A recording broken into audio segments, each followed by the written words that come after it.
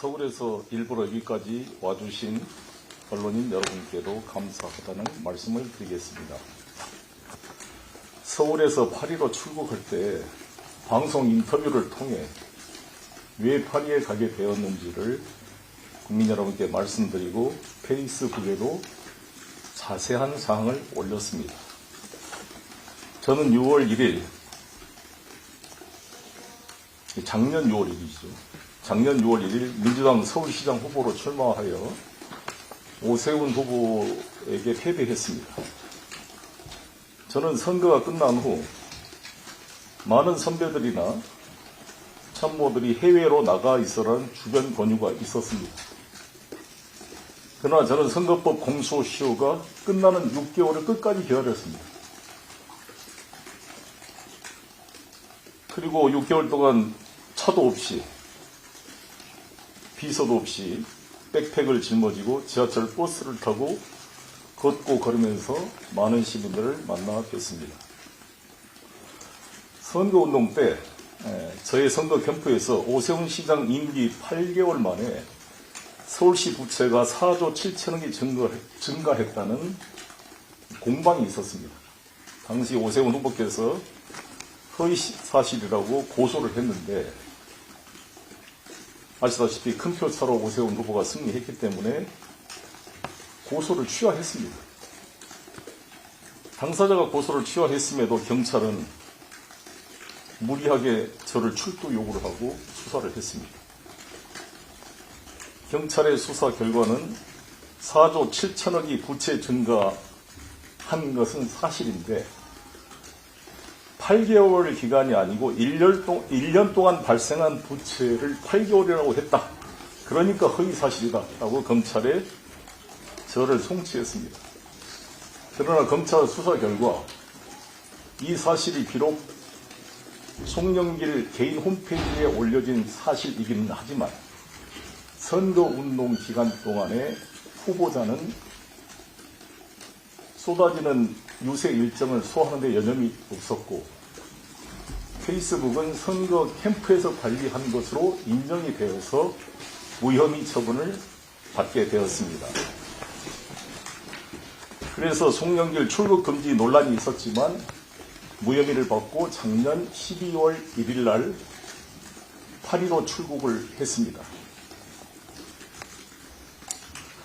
이정근 씨가 박모라는 사업자와 채권 채무 관계로 소송을 하고 다투는 사건이 발생했습니다. 작년에 박모 씨가 이를 검찰에 진정서를 접수한 이후에 갑자기 채권 채무 관계가 알선수재 형사사건으로 비화되어서 박모 씨가 집중적으로 검찰의 수사를 받은 이후에 작년 9월 30일경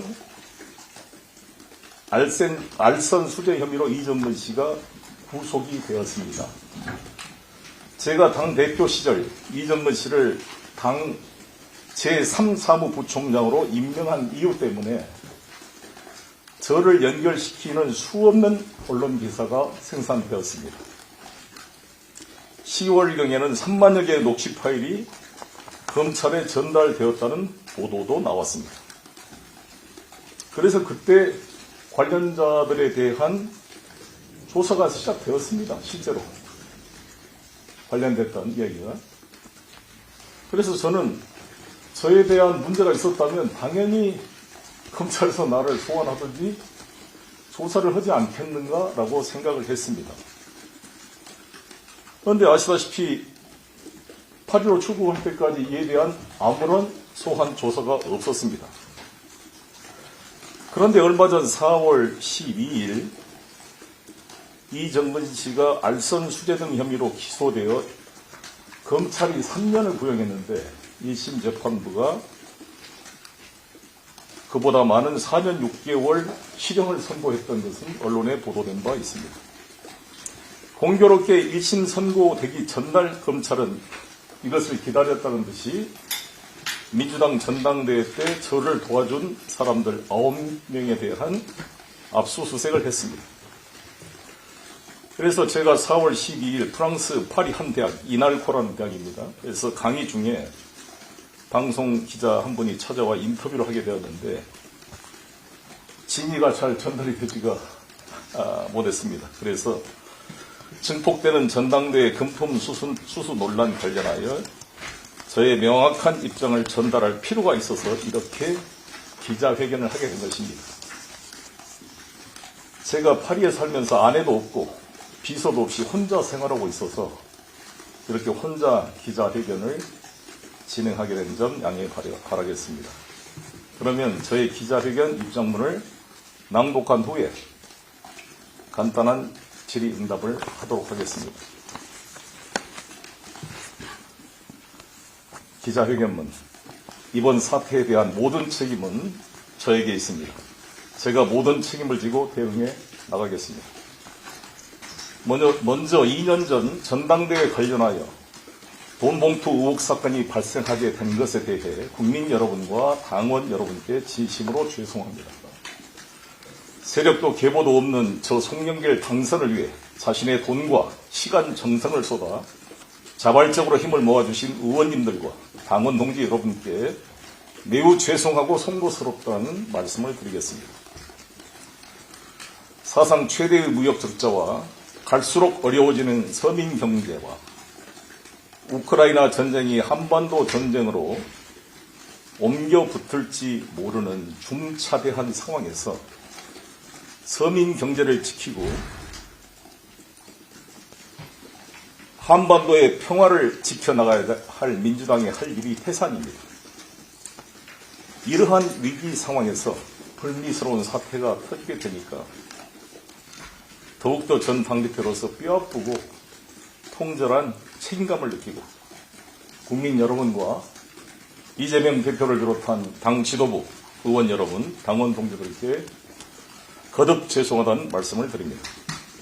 이번 사태는 2년 전 민주당 전당대회 송영길 캠프에서 발생한 사안으로 전적으로 저에게 책임이 있다고 생각합니다. 법률적 사실 여부 논쟁은 변론로 하고 일단 모든 책임은 저에게 있습니다.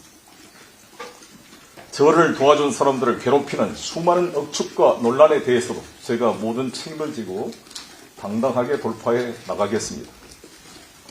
그렇다면 어떤 방식으로 제가 책임을 져야 할 것인가를 고민했습니다. 저는 지난 대선 때 이재명 후보 당선을 위해 정권교체 프레임을 정치교체 프레임으로 바꿔보고자 총선 불출마를 선언했습니다. 대선 기간 중 다리 인대가 끊어지고 망치 테러를 당하면서도 최선을 다해 뛰었습니다. 그러나 아쉬운 대선 패배의 책임을 지고 당대표를 미련 없이 사퇴했습니다. 지난 지방선거 때는 당의 총력 대응을 위해 국회의원을 사표냈습니다.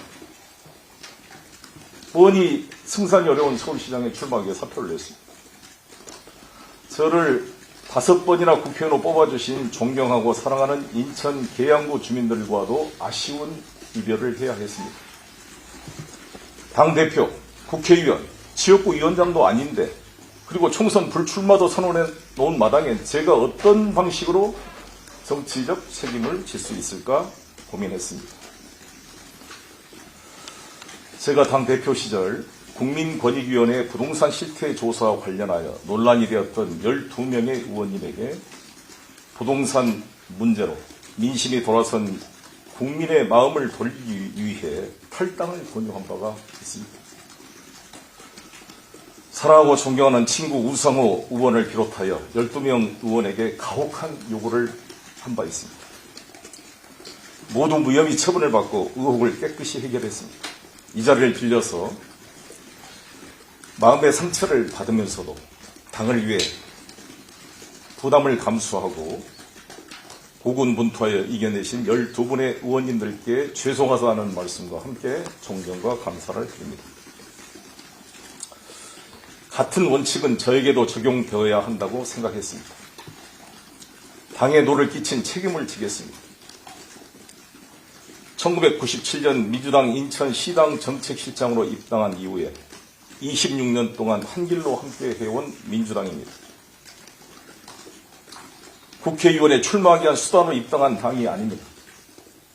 김대중 대통령님의 한반도 평화정책을 강력히 지지하여 힘을 보태기 위해 변호사 시절 인천시당 당직자로서 당에 가입하고 정치를 시작했습니다. 정치를 시작한 이후에 한 번도 당을 이탈한 적이 없습니다. 그러나 결단을 하겠습니다. 저는 모든 정치적 책임을 지고 오늘부로 민주당을 탈당하고자 합니다. 당연히 민주당 상임 고문도 사퇴하겠습니다. 국회의원, 지역위원장도 아니고 당원도 아닌 국민의 한 사람으로서 당당하게 검찰의 수사에 응하겠습니다. 모든 문제를 해결하고 민주당에 복귀할 수 있도록 하겠습니다. 민주당은